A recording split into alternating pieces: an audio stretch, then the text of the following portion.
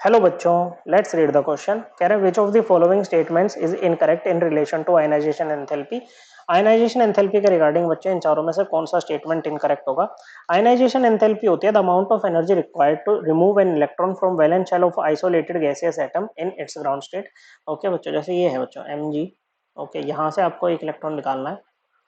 Okay बच्चों, तो इस प्रोसेस में जो एनर्जी लगती है ना, इसी को बोलते हैं आयनाइजेशन एंथैल्पी। क्या बोलते हैं बच्चों? Ionisation enthalpy. तो पहला इलेक्ट्रॉन निकाला तो ये होगी इसकी फर्स्ट आयनाइजेशन एंथैल्पी। फिर यहाँ से आप जब दूसरा इलेक्ट्रॉन निकालोगे ना बच्चों, तो इसको बोलेंगे second ionisation enthalpy of M gas, या कहो first ionisation enthalpy of M plus gas. Okay बच्चों, तो इसको बोलते हैं सेकंड आयनाइजेशन एंथैल्पी। तो जो हमेशा क्या होता है बच्चों, जो सक्सेसिव आयनाइजेशन एनर्जीज होती है ना बच्चों, इनकी एनर्जी इंक्रीज करती है। मतलब आईईटी की वैल्यू क्या होगी बच्चों? IE1 से ज्यादा होगी बच्चों। ओके बच्चों, क्या होगी बच्चों? जितना ज्यादा पॉजिटिव चार्ज बढ़ता जाएगा ना बच्चों, आयनाइजेशन एनर्जी की वैल्यू या आयनाइजेशन एंथैल्पी की वैल्यू उतनी ही ज्यादा होती रहेगी बच्चों। तो पहली स्टेटमेंट में यही कह रहे हैं कि ionisation enthalpy increases for each successive electron. बिल्कुल सही बात है बच्चों, ये स्टेटमेंट एकदम करेक्ट है। होता क्या है बच्चों, देखो इसको समझो। जो आयनाइजेशन एंथैल्पी होती है ना बच्चों, ये आपकी इनवर्सली प्रोपोर्शनल होती है साइज के। अब जो साइज होता है बच्चों, एक न्यूट्रल एटम का जो साइज होता है वो अपने कैटायन से तो ज्यादा ही होता है ना बच्चों।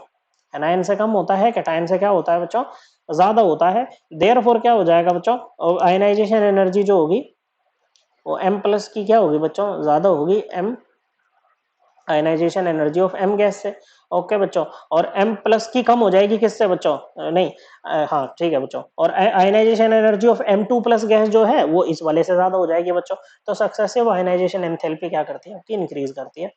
फिर कह रहा है the greatest increase in ionisation enthalpy is experienced on removal of an electron from core noble gas configuration. देखो क्या है, जैसे मैग्नीशियम है, इसका एटॉमिक नंबर होता है 12, इलेक्ट्रॉन्स होंगे इसमें 12, इसकी वैलेंस शेल कॉन्फ़िगरेशन है 1s2 2s2 2p6 3s2, ये होती है बच्चों। अब आप mg को गैसियस फॉर्म में लो। ओके, यहाँ से आप एक इलेक्ट्रॉन निकाल दो बच्चों। ओके, और इस प्रोसेस में जो एनर्जी लगेगी ना वो होगी इसकी फर्स्ट आयनाइजेशन एनर्जी। ओके, और कॉन्फ़िगरेशन क्या बन जाएगी? ये बनेगा mg प्लस, और कॉन्फ़िगरेशन बन जाएगी इसकी 2s2 2p6 3s1। ओके बच्चों, फिर एक और इलेक्ट्रॉन निकाल दो यहाँ से। इस प्रोसेस में जो एनर्जी लगेगी वो होगी second ionisation enthalpy, mg2 plus ये बन जाएगा। ओके, कॉन्फ़िगरेशन हो जाएगी 2s2 2p6। अब इसने क्या एक्वायर कर लिया? कोर नोबल गैस कॉन्फ़िगरेशन इसने एक्वायर कर लिया बच्चों। अब यहाँ से इलेक्ट्रॉन निकालना ना बहुत ज्यादा मुश्किल होता है। ऑक्टेट कंप्लीट हो गया बच्चों, स्टेबल हो गया बच्चों। अब यहाँ से इलेक्ट्रॉन निकालोगे ना तो बहुत ज्यादा, ओके बच्चों, बहुत ज्यादा जंप इसको आयनाइजेशन एनर्जी में यहाँ पर लेना पड़ेगा। ओके, ये बन जाएगा mg3 plus gas gas. Okay, बनेगा 2s2 2p5 बच्चों। तो यहाँ पर होगा तो यही बच्चों कि IE1 की वैल्यू सबसे कम होगी बच्चों, उससे ज्यादा IE2 की। लेकिन इसकी IE3 की ना बहुत ही ज्यादा होगी, एकदम सडन जंप, आपको बिग जंप यहाँ पर आपको देखने को मिलेगा। ओके बच्चों, और ये बिग जंप कब देखने को मिलता है? जब वैलेंस इलेक्ट्रॉन्स आपके खत्म हो जाते हैं बच्चों। तो इसी हिसाब से ये स्टेटमेंट करेक्ट, और ये भी करेक्ट हो जाएगी कि end of valence electrons is marked by a big jump in ionisation enthalpy. क्योंकि जैसे ही वैलेंस इलेक्ट्रॉन खत्म होते हैं, कोर नोबल गैस कॉन्फ़िगरेशन आती है, जहां से इलेक्ट्रॉन निकालने में हमें बहुत ज्यादा एनर्जी देनी पड़ती है बच्चों।